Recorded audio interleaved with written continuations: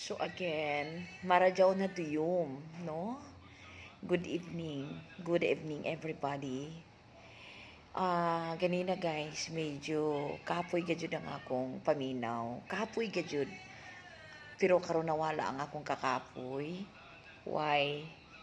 Nagtawag ang akong eldest son. Mo na-worried siya sa iyahang bayro nun sa wifi. So ako siyang giingnan nga tomorrow mangita ko paagi nga makapadala ako. And then sa iyang sulti ma. Perfect ako sa exam. My God. So imagine lang nato guys no nga medyo nakuan pa ko nga inana din ang ibalita niya perfect siya sa exam. Thank you Lord. Thank you so much gajud Lord.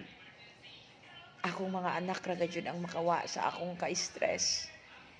Sa akong kakapoy nga nagbunga ang among effort ni Papa sa akong mga anak. I'm very proud of you, anak.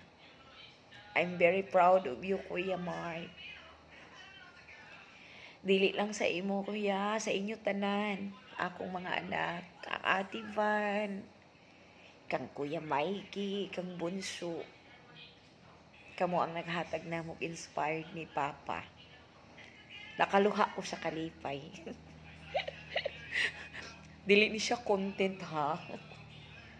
Ako nalipay man ko ngayon na pero walay makatupong sa kong kalipay ug ako ng mga anak ang rason. Thank you Lord. Thank you.